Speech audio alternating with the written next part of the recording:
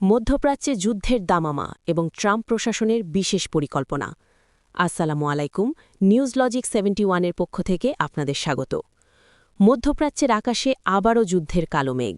একদিকে জেনেভার টেবিলে চলছে কূটনৈতিক আলোচনার চেষ্টা, অন্যদিকে আরব সাগরে মার্কিন রণতরীর গর্জন। যুক্তরাষ্ট্র ও ইরানের মধ্যকার উত্তেজনা এখন তুঙ্গে। আজকের বিশেষ প্রতিবেদনে আমরা জানাব ট্রাম্পের ঘনিষ্ঠ সহযোগীদের সেই গোপন বার্তার কথা যা পুরো বিশ্বের সমীকরণ বদলে দিতে পারে। যুক্তরাষ্ট্র ও ইরানের সম্পর্ক এখন এক অদৃশ্য ঝড়ের মুখে দাঁড়িয়ে। একদিকে আলোচনার টেবিলে শান্তির ভাষা, অন্যদিকে সমুদ্রে মার্কিন নৌবাহিনীর শক্তিশালী উপস্থিতি। বিশাল যুদ্ধজাহাজ আর অত্যাধুনিক ক্ষেপণাস্ত্র ব্যবস্থা দিয়ে ইরানকে ঘিরে ফেলার স্পষ্ট ইঙ্গিত দিচ্ছে ওয়াশিংটন। সুইজারল্যান্ডে জেনেভাতে পারমাণবিক চুক্তি নিয়ে 2 দফা বৈঠক শেষ হলেও কোনো দৃশ্যমান অগ্রগতি মেলেনি।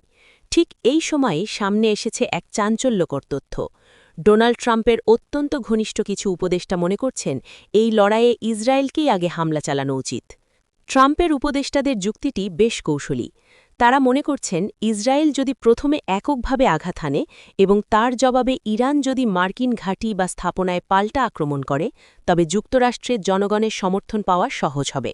এতে করে মার্কিন প্রশাসন আরও বড় পরিসরে সরাসরি যুদ্ধে জড়িয়ে পড়ার বৈধতা পাবে। কূটনৈতিক মহলে জল্পনা তুঙ্গে যে ইরানের ওপর এই আঘাত এখন প্রায় অবশ্যম্ভাবী। তবে এই সম্ভাব্য হামলার ঝুঁকিও কম নয়। গোয়েন্দা রিপোর্ট বলছে বড় ধরনের সামরিক অভিযান শুরু হলে মধ্যপ্রাচ্যে মোতায়েন থাকা মার্কিন সেনাদের নিরাপত্তা চরম হুমকির মুখে পড়বে। ইরান যদি মনে করে তাদের শাসন ব্যবস্থা সংকটে, তবে তারা পূর্ণ শক্তিতে পাল্টা আঘাত হানবে। অনেক মার্কিন ঘাঁটি এখনও উন্নত প্রতিরক্ষা ব্যবস্থার আওতার বাইরে থাকায় বড় ধরনের হতাহতের আশঙ্কা উড়িয়ে দেওয়া যাচ্ছে না। মার্কিন পররাষ্ট্রমন্ত্রী মার্কো রুবিও সরাসরি অভিযোগ করেছেন ইরান শুধু পারমাণবিক অস্ত্রই নয়, বরং আন্তঃমহাদেশীয় ব্যালিস্টিক ক্ষেপণাস্ত্র বা আইসিবিএম কর্মসূচিও সমানতালে এগিয়ে নিচ্ছে।